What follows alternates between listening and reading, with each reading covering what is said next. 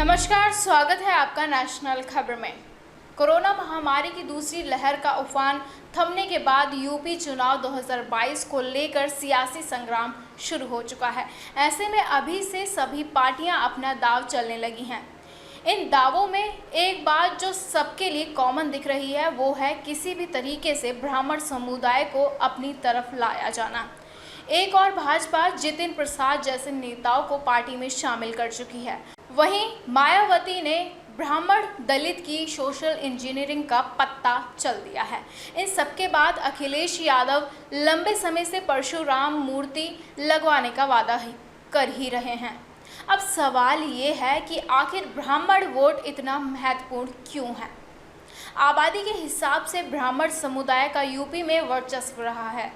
UP में 11 से 14% ब्राह्मण वोट बैंक है, जो जाटव और यादव वोट बैंक के बराबर है। कहीं ऐसे भी हैं जहां इनकी संख्या 15% से भी ज़्यादा है। माना जाता है कि कुल 115 से ज़्यादा सीटों पर ये हार जीत आसानी से तय करते हैं। ऐसे में 403 सीटों में 115 सीटें काफ़ी महत्वपूर्ण हो जाती हैं। एक बात की लंबे समय से चर्चा चल रही है कि भाजपा से ब्राह्मण नाराज हैं। इसके पीछे दो बड़ी वजह बताई जाती हैं। पहली ये है कि 44 विधायकों में सिर्फ 8 को मंत्रिमंडल में शामिल किया गया है। उसमें भी दिनेश शर्मा और श्रीकांत शर्मा के पास ही बड़े मंत्रालय हैं, जबकि क्षत्रिय समुदाय में भी 8 मंत्री बनाए गए हैं। सीएम योगी को इसी समुदाय से जोड़ा जाता है।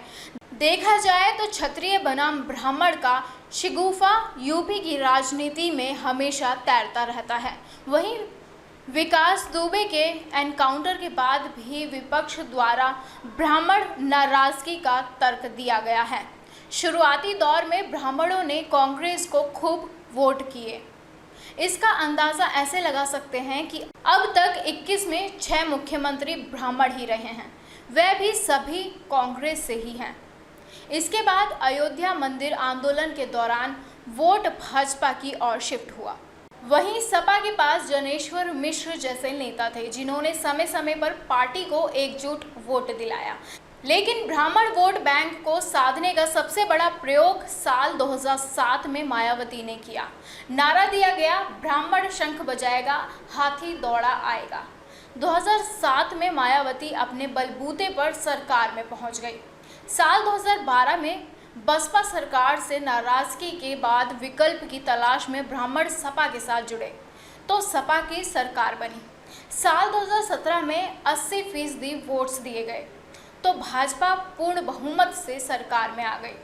ब्राह्मण चेहरे की बात करें तो भाजपा के पास कभी कलराज मिश्र जैसे कद्दावर नेता हुआ करते थे। अब उनके सक्रिय राजनीति से दूरी के बाद दिनेश शर्मा, ब्रजेश पाठक, रीता बहुगुणा जोशी और श्रीकांत शर्मा जैसे चेहरे पर जिम्मेदारी है। भाजपा ने हाल ही में रुहेलखंड में मजबूत पकड़ वाले जितिन प्रसाद को भी कांग्रेस से तोड़कर भाजपा में शामिल किया है। वहीं अगर बसपा की बात करें तो उनके पास सतीश चंद्र मिश्र जैसे नेता हैं। साल 2007 की सरकार में वो नंबर 2 की पोजीशन पर थे।